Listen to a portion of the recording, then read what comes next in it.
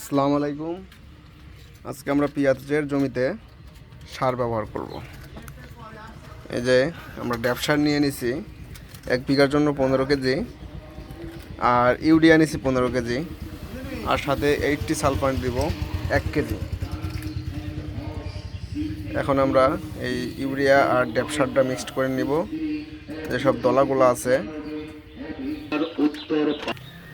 আমাদের থিউবিট দিয়ে সারটা মিক্সড করা হয়ে যাচ্ছে। 80 সালফার, ড্যাপ সার, ইউরিয়া আর 1 কেজি 80 সালফার আমরা মিক্সড করে এখন পেঁয়াজের জমিতে চলে যাব। আগে সারটা প্রয়োগ করব, তারপরে আমরা সেচ দেব। আমাদের সার মিক্সড করা হয়ে গেছে। এবারটা আমরা সারটা বস্তায় লোড করে মাঠে নিয়ে চলে যাব। পেঁয়াজের জমিতে পড়ছি। এবারটা এই যে সারগুলো বুনবো। এই যে টিউবিট দেখা যাইতেছে সুন্দর। আপনি সারটা বোনান, সারটা বোনার পরে এক সাইডে আমরা স্প্রে শুরু করব।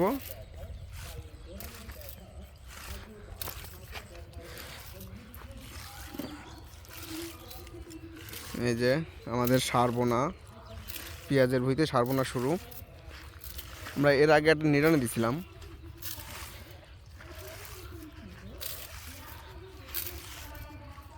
দেখছেন তো পেঁয়াজের জমি কি সুন্দর গাছ হয়েছে।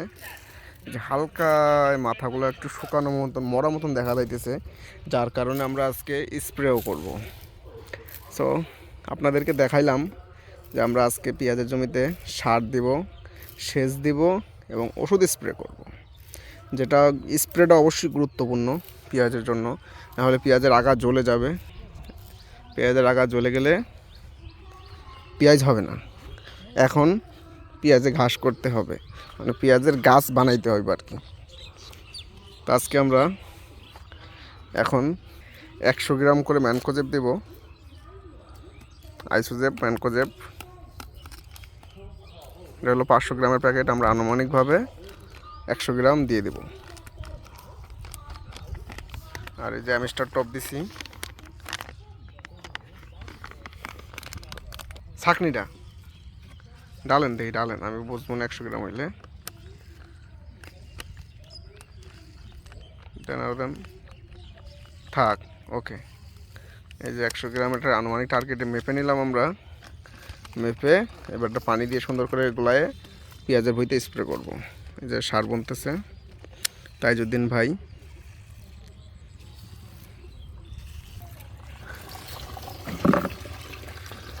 আমরা পানি দিয়ে আস্তে আস্তে ওষুধটা, ম্যানকোজেবটা গোলায় নেব। নিলে কন্টিনিউ পানিটা চলে গেলে গলে যাবে অটোমেটিক। এটা খুব মিহি একটা পাউডার, যেই কারণে আর কি আমাদেরকে আলাদা করে এটা মিক্সড করতে হয় না আর কি। কন্টিনিউ দিলে অটোমেটিক মিক্সড হয়ে যায়।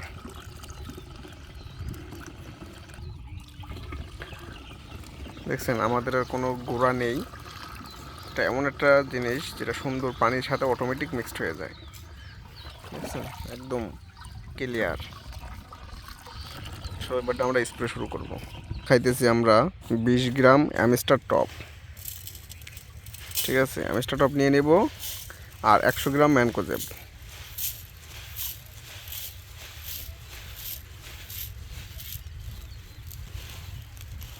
হয়েছে। কন্টিনিউ ঢেলে দিলাম। আর এবারটাই ম্যানকোজেব নিয়ে নেব। সেম কায়দায় আমরা ওষুধটা আবার গোলায় নেব। এবার আমরা স্প্রেতে চলে যাব। আমাদের সার বোনার কাজ শেষ। এখন আমরা স্প্রে কাজ শুরু করছি, যেটা ওষুধ মিক্সিং আপনাদেরকে আমরা দেখাইছি। ওষুধ মিক্সারের পরে এবারটা ওষুধ স্প্রে করতেছি। আমরা 2 জন লোক দিয়ে 3 কন্টিনিউ ওষুধ একবারে স্প্রে করতেছি। ওনার 1 কন্টিনিউ স্প্রে করা হয়ে গেছে। এবারটা 2 জনের 2 কন্টিনিউ, মোট 3 কন্টিনিউ ওষুধ আমরা এখন স্প্রে করতেছি। আপনারা দেখতেই পাচ্ছেন। এ দেখেন যে ম্যানকোজেব ব্লু দিছি, তার কারণে এই দেখেন পেঁয়াজের গায়ে হালকা হালকায় ব্লু কালার ধারণ করছে। এই যে শিশিরটা, এই দেখেন একটা মাকড়সার জালে শিশির দেখা যাইতেছে। ওই শিশিরের মধ্যে ওই ম্যানকোজেব ব্লুর কালারটা ধারণ করে ফেলছে। এই যে আমরা দুইজন একসাথে পাশাপাশি সুন্দর করে ওষুধ স্প্রে করতেছি। ওষুধ স্প্রেতে যদি আপনারা গাফিলতি করেন বা ভোগিযোগী করেন, সেই ক্ষেত্রে কিন্তু আপনার পেঁয়াজের আগা জ্বলে যাবে। হঠাৎ করে আবার এই কুয়াশা পড়তেছে, যার কারণে পেঁয়াজের আগা জ্বলতেছে।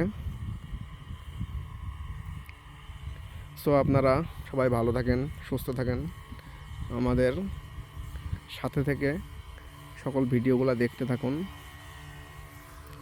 এই যে দুইজনা সুন্দর করে পাশাপাশি স্প্রে করতেছে।